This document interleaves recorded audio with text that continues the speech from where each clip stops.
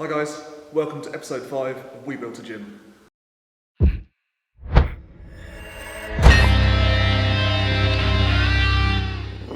Today we've got our first guest. We've got Chris Scott with us today, who's been a member of Athletic Movement since we opened, one of our founding members, along with his girlfriend, who did then leave the gym, not Chris. They're still in love. And we want to give you a brief intro about Chris and why he's our first guest, why we wanted to have him on since the beginning when we were planning it. Chris is, do you call yourself a power athlete? Yeah, I think that pretty much covers what I try and do. He's a powerful man. Chris has got a huge, varied athletic background that we're going to hopefully dig into with some funny stories. Chris has been to the Commonwealth Games in 2010. 2010, yeah. He almost made it to the Olympics, and there's a story there. He's done loads of power sports. He's soon going for a world record in the unicycle yoke carry, which is actually a world record. He's the current British and European indoor rowing champion. At what distance? 500 metres. 500 metres. And just a few weeks ago he broke, was it a British record? British age 30 to 39 500 metre record. A very specific niche record. The British age 33 to... Age 30 to 39. Age 30 to 39 record, which has a hilarious video that hopefully we can put in for you and show you later. But we wanted to start off by asking Chris a question that we had. How long have you been such a powerful freak? It's very kind of you to think that I'm a powerful freak. I think there's a lot more powerful people out there than I, but I started out really actually as a high jumper. That was my first. What, as a kid? Yeah, at school. So lunch breaks after school, athletics club, I would want to do high jump because it was in the sports hall, you get to jump on the mats. Yeah. And I found out pretty early on I was quite good at that, just explosive. And that tied in as well. I was playing football and I was a goalkeeper and I was jumping around and doing the Frosby flop. The Fosbury The flop. Frosby. The Fosbury flop, yeah. All of those things suggest that you were pigeonholed because you're tall. Yes, yeah. Like you're a goalkeeper. That's you're a high heightest. jumper. Well, I was a goalkeeper because I wasn't fit enough to run down the pitch. I've never had a good cardiovascular base whatsoever to start with. So even doing a warm-up for football would be 2 laps around the pitch and I'd be walking the last half a lap because I'd be so exhausted. So stick Chris in goal, he hasn't recovered from the warm-up yet. So yeah, from that point of view I was jumping, being explosive, and I was quite skinny fat probably, because I hadn't been to the gym at that point. And then I found athletics through my PE teacher at the time. Said, okay, you like your high jump, why don't you go down to the athletics track, go down to the club. Whereabouts is that? The Guildford Spectrum. Oh, really? I started, yeah. Oh, wow. Went down there and just did the normal athletics training with everyone else, some sprinting, some high jump. And then there was this group of guys in the middle of the field throwing hammers and discuses, and I thought, looks pretty cool. Yeah. That's Like, legit. I want to go. go do that. Yeah, fair play. Yeah. So you went in for hammer? So the first throwing event I did was hammer, yeah. And there was my first coach was a chap called Alan Stirk, and he was a real veteran of hammer throwing. People would come from all over the country just to train with him at Guildford at the Spectrum. Nice. Had he competed at a high level himself, or? Mid-level, but he was a reasonably good hammer thrower. But he had just such a passion for the event that people would flock to absorb his knowledge. So I started doing that, and obviously in the throws, the hammer and discus gone from the same cage, so I was doing some hammer, I was throwing some discus, and even though I sort of preferred hammer at the time, I was better at discus.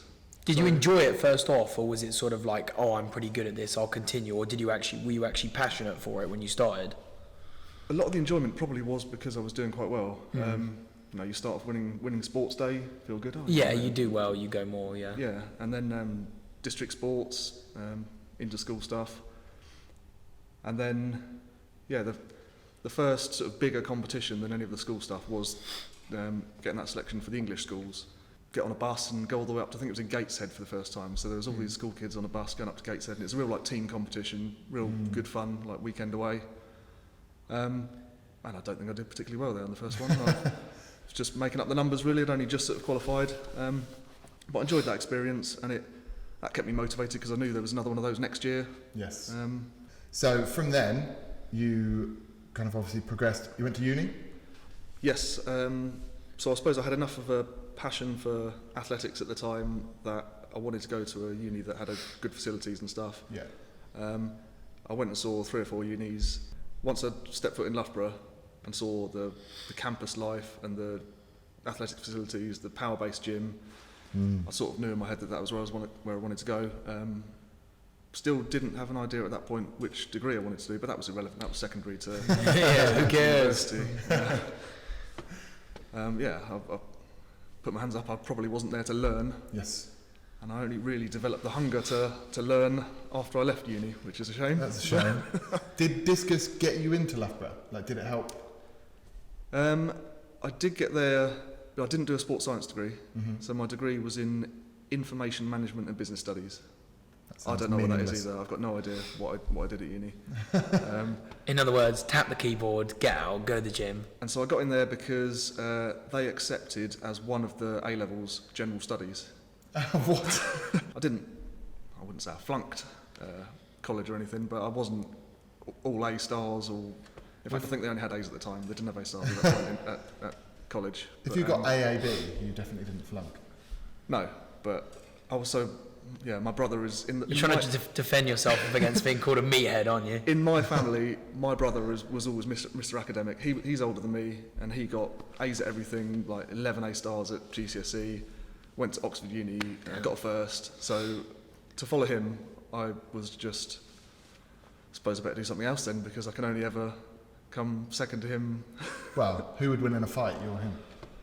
Probably him. Really? He'd run, and then the hammer would come flying over. I'm just not an aggressive individual. So Sure. Okay. I'll probably throw something at him. You're Yeah, right, good lad. Do it from a distance. Wouldn't let him get close. That's pretty cool. Loughborough is an amazing uni. They obviously produce tons of athletes. Superior athletes. Yeah. Did they have any other discus throwers that were on your level? So yeah, there's a chap called Dan Greaves who is a Paralympic champion. Yeah, he's won medals at multiple Paralympic Games. Wow. And so when I stepped foot in Loughborough and saw people like him training, it sort of opened my eyes to the potential, how big and strong you can get, what sort of numbers are achievable. I remember him doing some bench press testing.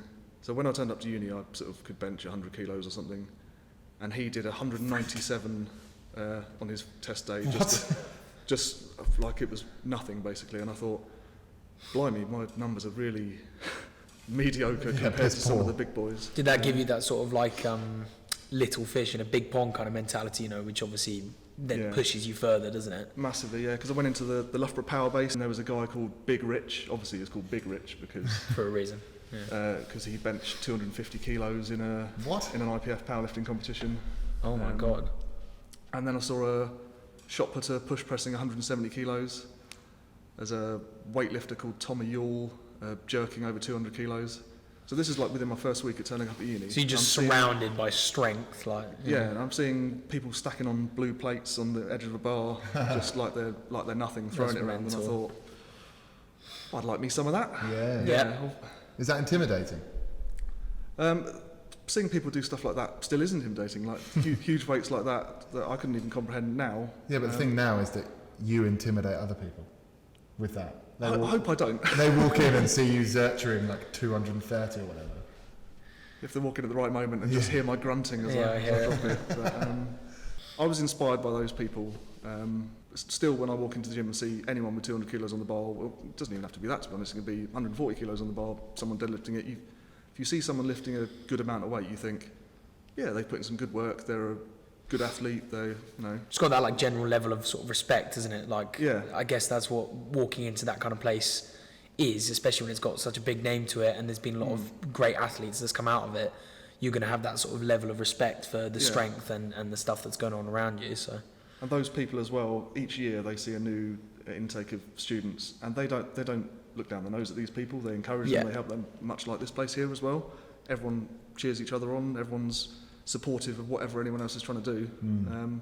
That is the environment that gets people to the next level in their sport or their strength. Yeah, or breeds whatever. success. doesn't That it? kind of environment, yeah, with that kind of talent pool coming in year by year, it just produces. I mean, that's why it's progressing so much these days. Fast forward then. How did we get to the Commonwealth Games? What year are we talking? What? So yeah, I was at uni from 2006 to 2009. In my third year at uni, no, it was in my second year at uni. I went to the European Junior Championships. So that was my first sort of GB vest. That was my first competition where I felt like I'd stepped up a level a bit. Awesome. My distances, discus throwing wise, at uni didn't go up too much. I think I did what everyone does. I went out a bit too much and Boozed it up. got not as much sleep as I probably should have done. But when I left uni, I kind of doubled down on my training. I still knew what I wanted to do, discus throwing wise, and I tied up with my coach down here, Andy Neal, who he's based over in Horsham, so that's where I do a lot of my discus throwing. And just putting in a couple of hard years, qualified in 2010 for the Commonwealth Games. How do you qualify? Do you just have to throw a set distance, or does it have to be in a specific comp? Or? So there was a qualification standard, and it was 58.50 that year, I think, and then you have to do that in a certain level of competition. Okay. And at the British Under-23 champs that year, I set a championship record of 59.90, Oh, nice. which I was really pleased about, because I knew at that point I'd probably going to go to the Commonwealth Games based on Yeah, that balance. distance. So that was one of those moments in your career where you look back at it, you remember the moment of that achievement and think, blimey, that was a good moment. That's some serious stuff, yeah. But at the same time, when that discus landed, what I thought was on the 60-metre line, and the announcer in the stadium said, "Oh, it looks like Chris Scott's just thrown 60 metres for the first time." Yes, I'm going to be a 60-metre thrower. That's like the next level. 59.90. I'm going to have to wait a bit till that happens. So that throw got you to the Commonwealth Games? Yeah, and there was a few other competitions I had around. I think I had a couple of others that were out just under 59 or something. And in that competition itself, I had like 5 out of 6 throws over 58.50. So, so the competition has to be of a certain level. And because it was the British Championships, it was the right level of competition to throw far at. Yeah. So they, you can't go and throw at your local park and say, I threw 60 metres. Take me to the games. Training room PBs don't count. Yeah, exactly, yeah. Like a powerlifter, you hear some stories about how much people have done in the gym, but... Gym PV, yeah, and on the platform, step they up get on the platform. absolutely buried, Oh, my grip, it was my grip. Yeah, that's it, yeah. It's not the bar I have at the gym. Yeah. I'm sure you've told me a story before about, didn't you all injure yourself the night before or something? Sort of, yeah. No, in the Games Village, there was all sorts of exhibition stands and stuff. Little shops, and I'm not sure why it was there, but there was one of the first golf swing simulator things. I think they were relatively new at that point, where you hit it into a wall and it measures your distance and stuff. They're one everywhere of those, now, yeah. but Like the net. Yeah. and I had not thought about it. Just thought, I'll give this a go. A couple of swings. Yeah, that's good. Let's try and hit it a bit further. And I really put some effort into one, and then just felt something in my left shoulder just sort of just twinge. It wasn't bad. I didn't really let on at the time that there was anything wrong, because I was like, oh, bloody hell. I was really worried until I did the last training session before we went out. So it was 2 days before then until I threw. And I did throw again in training. I was like, it didn't affect anything. My arm was fine throwing it back like that. But for a moment, I was walking around for probably a day or so thinking, if I can't throw, I've just massively bollocksed up my competition here. So You'd ruined the dream for golf. yeah, exactly. Yeah. So that was definitely a learning curve for any deviation from what you normally do can potentially be a risk. Going off programme. You must remove risk from your training and your lifestyle if you want to be a Absolutely. successful athlete. That is something I have learned in the past. Really? Are you already thinking of 2012 or? So I think it was I can't remember the year it was announced. It was 2007 for the Olympics in 2012. So at that point, all the Brits were kind of really focused on that. That was the long-term goal. We all want to make the home Olympics. Yeah. It'd be great to make the Olympics. So if anything, all the Brits really stepped up their training and their focus, and as a real genuine opportunity, genuine possibility of being an Olympian. The standards in the UK were getting better, people were throwing further. And as I progressed up through in 2010, throwing 59, I knew that to qualify for the Olympics, I was going to have to throw 63. So 63 was the B standard for the Olympics. There was an A standard of 65, Okay. but 63 was the B standard. So it's What does the B standard get you? Like into the possibility? The potential squad, yeah. Yeah, so you can go if you've just thrown the B standard if they deem you worthy of selection. Okay. Generally, to guarantee your selection, you have to throw the A standard, which Okay. is 65. And so from 2010 through to 2012, in my naive brain, I thought, well, it's inevitable. I'm going to make this linear progression I've been making through my career. What could possibly go wrong? I'm going to get better. And in 2011, I threw 63 metres. I thought, right, it's my first Olympic B qualifier. Wow. That's what I needed to That's achieve. good, yeah. Got to the end of 2011 feeling reasonably good. So I suppose I had some various twinges in my back, probably from 2010, a couple in 2011. And then in the winter between 2011 and 2012, Yep. these twinges that then stopped being twinges and became episodes, shall we say. So rather than being a twinge, it was a twinge and then having to rest for 7 days. And then the next episode would be having to rest for 10 days. And it was... Was there anything causing them? Was it throwing that was causing them, or? One of them was just doing some deadlifting. I don't think my techniques were horrendously bad at the time, but maybe the training volumes, the accumulation of training over the time, because I was pushing it really hard. I was trying to put as much weight on the bar, you know. Trying to qualify for the Olympics. Yeah, Exactly. Yeah, I wasn't holding back at all. Were you self-programmed, or was someone coaching you? No, so my coach Andy and I did devise the programming together, and because I was on UK Athletics funding, they also have a say in your program as well. So you have to submit all your programming to them for approval, or just so they can keep an eye on what you're doing, what you're supposed to be doing. So they were giving you money? I was on UK sport funding for a bit, yeah, which is very lucky because that ended up paying for my back surgery as well. Spoiler alert. Okay, so these twinges were turning into episodes, and then, well, what happened? What went wrong? So I went to the Olympic training camp in America, in San Diego, the Olympic Training Centre, as part of a UK Athletics funded squad to go over there, and there were some competition opportunities to throw far. There's some brilliant conditions over there. So in the UK, the competitions are, you turn up to the track, there's the cage, there's where you throw from. Some of these venues in America, you've got massive fields with cages in all the corners, and depending on which way the wind's going, they say, we'll have the competition out that one there, perfect conditions. Oh, wow. And on the east coast of America, west coast of America, it's quite windy and breezy, and that helps the discus to some degree. So, yeah, it's a perfect place to throw far and secure what I thought I was going to get the A standard in the Olympic qualification. But then the worst of my episodes or twinges was when I was there, and we were having a great training camp. I did throw quite far. I think I threw over my personal best of 63 when I was out there. Oh, wow, really?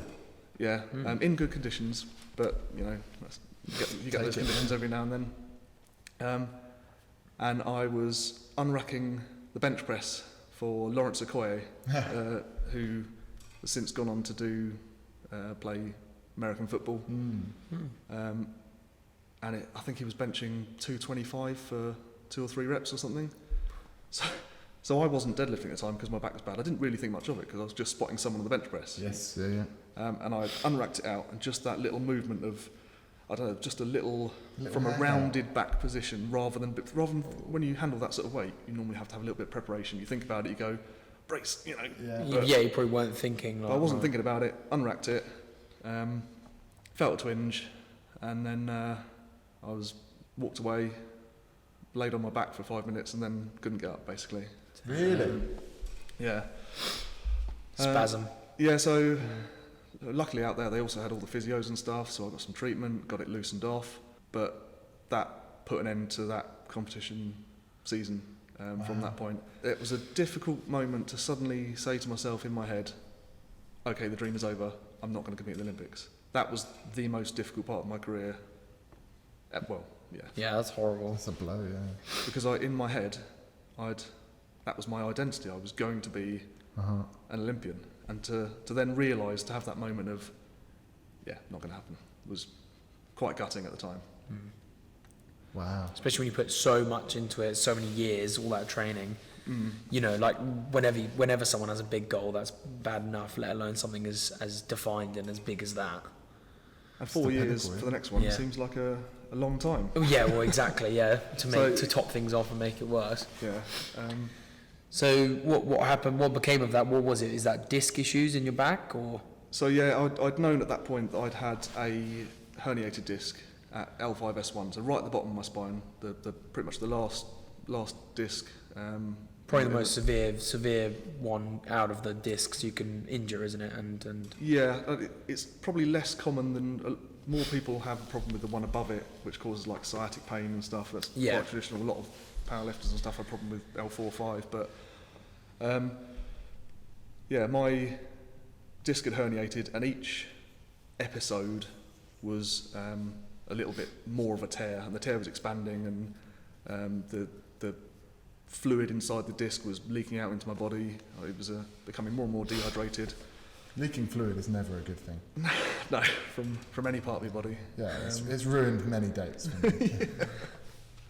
And then, so you messed up, and then this UK taxpayer sports funding paid for your surgery. So yeah, they don't want to give you surgery straight away ever, because it's a major surgery to have back surgery. So I went away with various rehab programs, and I was still thinking, I still want to throw far within the near future. You know, so I was still pushing the boundaries of trying to come back soon, and it didn't particularly recover. I probably didn't give it enough time to recover as I should have done. So I didn't have the surgery until the end of 2013. And I did do a couple of competitions in 2013, but not really. I didn't have a physical state where I felt like I could progress from there. It was only ever going to be up until I hurt myself again, and it was just gradually going down. The standard athlete approach. Nope, I refuse to do something I know is going to help myself. I'm going to get better. So in about May 2013, I'd already had a couple of meetings with surgeons who'd said, see how you go, do a bit more rehab. And I was doing all of the rehab stuff I should have done. I was spending ages working on my core and my glutes and all the bits around. I know some of it's quite cliche, like, oh, well, your glutes aren't firing. Yeah, you've got underfiring glutes. But you don't lose by doing these things anyway. So I did spend a lot of time doing the rehab stuff. And I had a meeting with a surgeon one day, and he ran through the different options I could have had for my back surgery. And there was the one that I ended up having is not available on the NHS. So most people, if they've got a bad back, they go to the NHS, and there's two surgeries they have. One where they chop a bit of the disc off the back and you keep your disc as it is. One where they fuse it together, where they put a big cage around your spine and fix you in that position so you lose some mobility. Or a new surgery where they take the disc out and they put a prosthetic one in that's got like a soft centre, so you've still got mobility in your disc.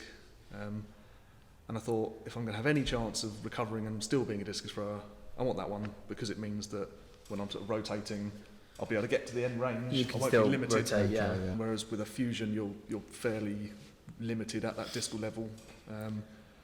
And having a discectomy where you have just the back shaved off your disc, it's going to happen again soon. It's just a matter of time when it's like a... And then, is it true that you come out of surgery like that a little bit shorter? No, not shorter. Oh. Come out taller. Taller? Damn, you don't need that. So I shouldn't feel insignificant sat next to you? It's all just prosthetic disc that's just maybe just holding you together, Not that I feel insignificant. So the surgery is actually done through the front of your body, not the back with the prosthetic disc. So it's done through anterior approach, where they open you up, make a big hole, rip out the disc, separate you open with a special tool that touches the vertebrae below and the vertebrae above, and literally prizes you open to an extra little bit of height, and then they make some channels and grooves in and put the disc in. So I was about half an inch taller from having had that surgery than from beforehand as well. That's rank. So have you got a gruesome scar?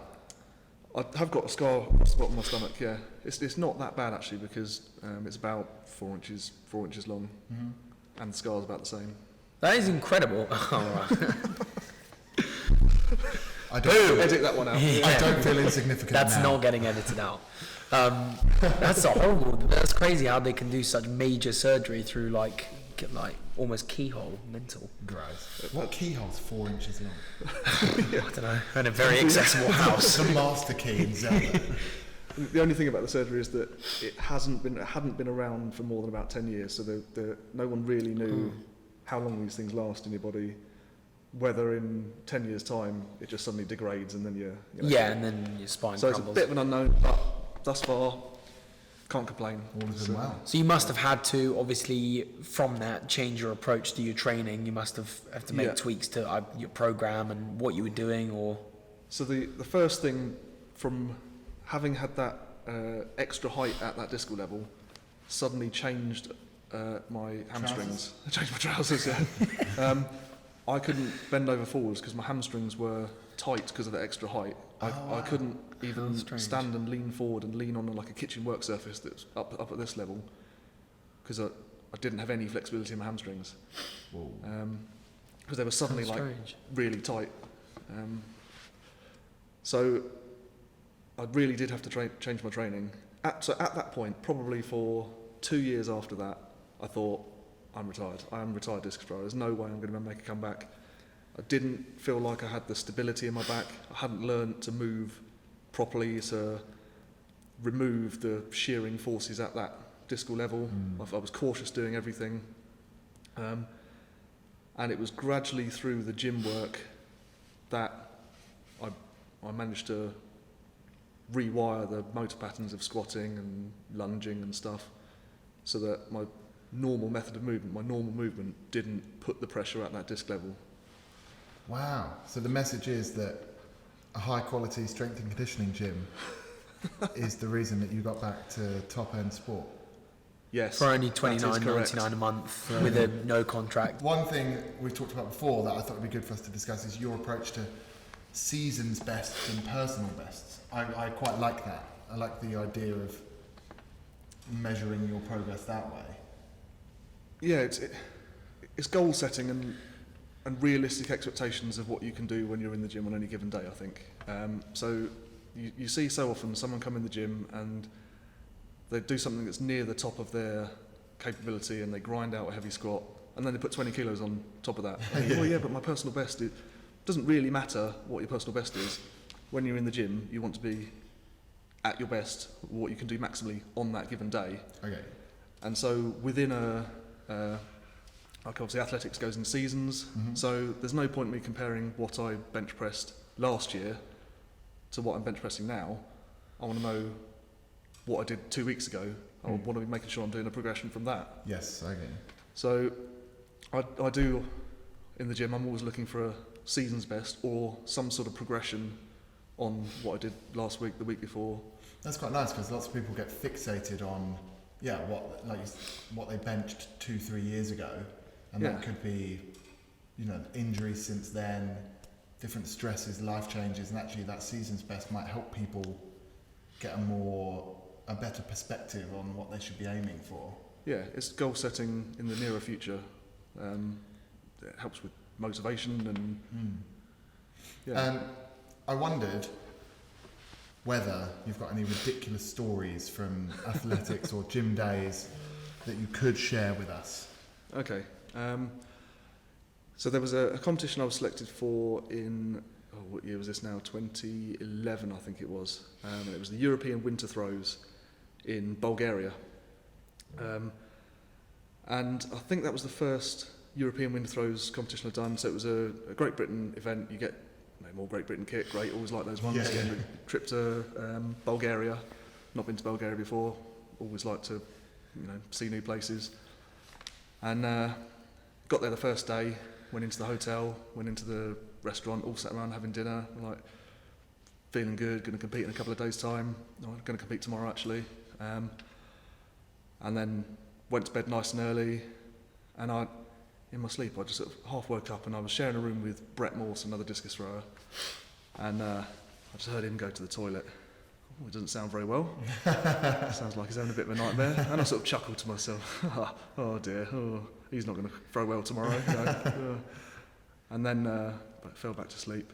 and heard him get up again and thought, oh, blimey, he isn't very well. And then suddenly I felt this horrible surge towards the lower, towards my stomach, and thought, well, I don't feel too healthy either. So he was back in bed, fast asleep. I rushed out to the toilet. Oh, the world was falling out my arse at that point. It was, and I don't know what we'd eaten that night before. It was I think it said something like generic meat product. It could have been anything. It could have been like a snake, a missing person or something, or a snake, Mystery meat. Mystery meat, yeah. And we were basically every 15 minutes swapping in and out of the toilet, just emptying our bowels completely. We ran out of toilet paper within half an hour. It was a horrible affair. That's a desperate time. Did it become like just destroy the toilet and jump in the shower? Exactly Destroy that. the toilet and So jump in the shower. we were swapping basically. When it was the next person's go, he was in the toilet, I was in the shower, just cleaning up after the last go, swapping between the two of us. And so the night before, the preparations you make before you're about to compete, I'd put the pins on my. I was going to wear an all-in-one because you get issued the sprint suit. I kind of like those things. And I'd put my pins on this with the number on the front, and I thought, oh, actually, there's no way I'm going to go out there competing tomorrow, and I'm not going to be able to get out if that anything happens. There's going to be Was it white? yeah, white and blue. Yeah. Basically, just a nice gravy nappy. So, a funny story as well there is that at that point there was a team doctor as well with the Great Britain team, and there's also a team manager, and we called him in, and obviously the only thing you take when you've got really bad shits is like loperamide, Like Imodium. Like Imodium, but basically yeah. what's in Imodium, yeah. And he came in and he was like, I've definitely got some in my bag, puts his bag on there and he's rooting around, finds his tablets in the bottom of his bag, and he's like, I think those are them. Please say it's what happened. Could have been. They're laxatives, aren't they? I wouldn't have wanted to wear the all-in-one if I'd have accidentally taken the bag the next day. But so he pulled these pills out of the bag, and at that point it was probably such a stupid decision. I was like, oh, yeah, I'll take them, we'll take them. We felt so horrendous. He could have given us anything then. And it was loperamide. We were all blocked up and stuff. And I I really just had this thought of you just filling up with Bulgarian shit. So I took my number off of the all-in-one, put them on my vest and shorts, just in case, just in case I needed to make a quick escape during the competition. Mm-hmm. Didn't throw too badly the next day. It went all right. It wasn't like groundbreaking distance, but for how we felt the night before, we'd recovered, we threw all right. Success. And then straight after that, we were so dehydrated. Straight after the competition, walking back over, there's the drug testers with their bit of paper saying, come over here, you're going to get drug tested. No. And I'm thinking, first of all, it's going to take me about 4 hours to produce a sample because I'm really dehydrated. Second of all, what the bloody hell were those pills that bloke gave me last night in the room at 3 o'clock in the morning? Oh. They have to stay with you, the drug testers, don't they, until you've done it, and they watch you do it as well. They have to see it come out of you into the glass that's and stuff. And so I'm in Bulgaria, in a little holding room, and I really need something to hydrate me to be able to provide a sample. Yeah. And they're like, oh yes, choose a drink from this fridge full of Russian-labelled drinks. Right, I'm supposed to trust that. And I thought at the time, do you know what, if in the news tomorrow it's like British athletes fail drugs tests, I was like, how am I going to explain that story? What, you mean you took the random pills? What, you mean you drank the Russian energy drinks? I don't believe a word you say. But And then you coincidentally, after that, were out for a few years because of a surgery. oh yeah. Yeah, that's it. We wanted to kind of, as we're coming towards the close, talk about recent achievements, which is what a lot of people in athletic movement might know you for, which is rowing. And to me, it feels really random that a Commonwealth Games discus thrower is suddenly the British and European champion in indoor rowing. On the concept too, just slogging it out, yeah. So I don't know if you know this, my uncle, through marriage, so my mum's sister's other half I'm lost. was a chap called Andy Holmes. He's passed away, that's another story as well, he passed away a few years ago. He won gold medal at the Olympics, in 2 Olympics, in 84 and 88 with Steve Redgrave in rowing. No way. Oh, wow. There's always been in my family some rowing, even though it's not through, not related technically, it was just through marriage. Mm-hmm. Growing up, it was always known about rowing, always followed it when it was on TV in the Olympics and stuff. So always a bit of an interest in rowing. And it was because of that I did actually compete in the British Indoor Rowing Championships in 2005. So I did that during my early days of early days of competing even in discus. How did you do? So I came 25th or something That's pathetic. in the 2,000 metres. So Out of? endurance event. So yeah, I don't think they had the 500 at that point in the British Champs. And that was in 2005 in the under-18s competition. The guy that won that event, Mo Spihi, he's since won gold at the Olympics in rowing on the water. No way. So in that event, there was some impressive, Some good talent. impressive athletes. Talent. Yeah. So that was my first indoor rowing competition back then, and I didn't pick it up really again until I started coming here. And I did a couple of the gym challenges, the gym tests that you did here. I think there was like the Before you go any further, I want to tell a story that's really embarrassing. With a gym challenge for rowing, we had a challenge, I hope you remember this, and it was you could pull, so you got 3 strokes, and it was how many metres can you row in 10 seconds. So 3 strokes in 10 seconds to get as far as you can. And I was really happy because I was in the lead. And my 3 strokes, you know, I took the stroke on like the 0, the 4 and the 9, and I got like, I don't know, 130 or something. And I was really happy, and you came into the gym and beat me with 2 strokes. Oh, that And one. I suddenly felt insignificant. I suppose I'm lucky that I've got the levers for rowing and stuff. You are built well it's for only, something like that. Only on a technicality that I'm able to use those levers. It's not because of, you know, you've obviously got the superior technique, Talent and and grit. Yeah, Natural, and- genetic, yeah. Yeah, I'm a freak. Did you ever use rowing in your other athletic stuff? Did you ever didn't use really it? Like, for a long time. No, No? I didn't have access to Concept 2 for a while. Oh. So no, it literally wasn't until I came back here, at the start of it, that I picked it up again. The 2 events that the rowers really do are the 500 and the 2K. The 2K are the one the water rowers do, and the 500 is like the sprint event. That's Okay.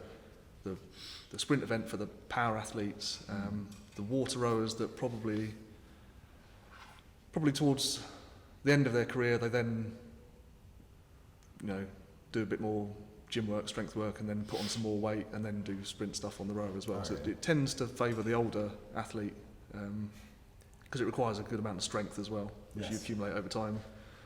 So And that has obviously led, so in that brief time, you've kind of excelled in that new sport. Brought some medals home.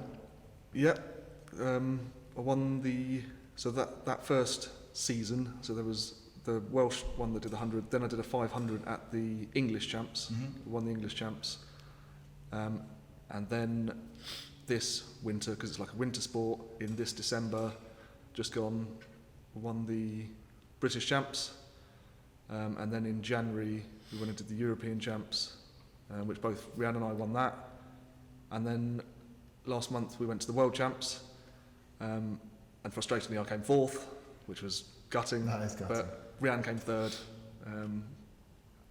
bronze medal at the world champs in the open event. Crazy. So this wasn't categorised by age. We entered the open event. Oh, I didn't know that. So we didn't do the I did really well with an asterisk for the slightly older Masters people. category. It was the open. Don't It wanna was say that. anyone and everyone of all ages can enter that event. So And did you miss out on 3rd place by much? 0.1 seconds. 0.1. So is that like a tiny percentage of one stroke? I think also I lost that 0.1 second on the last stroke. No. I think in a haze of fatigue, I probably could have got another stroke in, but there was like 9 metres to go, and I just sort of let it roll in a bit. And if I had have done the time that I did at the Europeans at the Worlds, I would have come 2nd. Oh, that's brutal. One of those. At the Europeans, I did 1:14.2, and at the Worlds, I did 1:15.1. So, no excuses. On the day, just didn't do it. didn't- At least you're just didn't do it, not a stranger to missing out on things closely in your career. So No. that's all right. No, that's true. That felt cruel. Yeah, no, not meaning to be horrible though. You've But- experienced sadness. Yeah, But an athlete's career isn't a straight line of success, is it? no, it's There's, not going to be a Ebb shining. and flow. Yeah. That is filthy though. And so you have the British record that we talked about at the beginning, right? That you set a few weeks ago. Yep. So the British, in the 500 metres, the week before the World Champs, I did another test piece in my garage. And I did set, so this one was the age 30 to 39 British record in the 500. So the asterisk. The one with the asterisk, yeah, of 113.2. So there is a guy called Phil Clapp who holds the open world record in the 500 of 110.5. And he's a complete outlier. He is a hugely phenomenal chap. 6'9", 10, again, one of these ridiculous athletes. Had a few extra discs put in, has he? Probably, yeah. And yeah, he's an ex-water rower, close to Olympic level. I don't think he went to Olympics. He had some back problems as well, so he found the concept too, and yeah. So, but yeah, apart from him, I think my time of 113.2 is the second best ever in all ages in the UK, and I think it's reasonably within sort of the top 10 of, might be in the top 10 of all time on the 500 metres. I can't think of any athletes. And for anyone wanting to go try it, try and go on a Concept 2 row, 500 metres all out and see what you get. It is no easy task, as it has you breathing like nothing else you've ever done. Not like 100 metres where you can just smash it out and then recover after. 500 metres is a... So yeah, it's anaerobic and then lactic and then probably a tiny bit of aerobic, but that middle lactic section of the 500 metres is... Pure pain? Pure pain. It's the most horrible experience ever.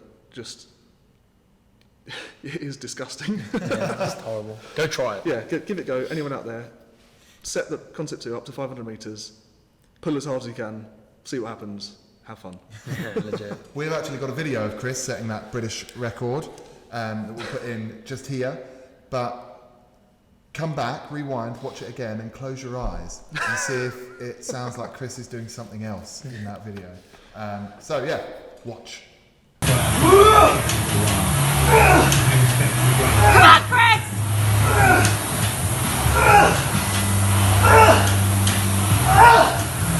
Come on, 20 meters, come on! Yes! Woo-hoo! Fuck yes! Oh. So that was Chris setting the British asterisk world record. No, British record, sorry. Not world record. British age 30 to 39 record. Yeah. And we should also mention that we have another record that you've done. So in the gym here on our assault bikes, you set a 50-calorie record, right? I mean, not like nationally recognised or anything, but for the gym. Oh right, okay. Yeah, this was one of your gym challenges again, wasn't it? One of your silly gym challenges that just causes people to put themselves at a severe state of discomfort. Thank you very much. Yeah, 50 calories on the assault bike, and the only way to attack the 50-calorie challenge is to go all out, max watts from the beginning. Just pure quad burn and lactic acid. Yeah, exactly that. Again, yeah. So like we said about the 500 meters. If anyone can go and set up that bike, and I urge you to, set it up for 50 calories, see what happens. Let us know your time. It's disgusting. Comment below. Is that one of the... Comment below. Yeah, that's it. That's a YouTube thing. Yeah, you got it. You nailed it. We'll also put in the video of Chris hammering that out on our poor assault bike. Here, enjoy.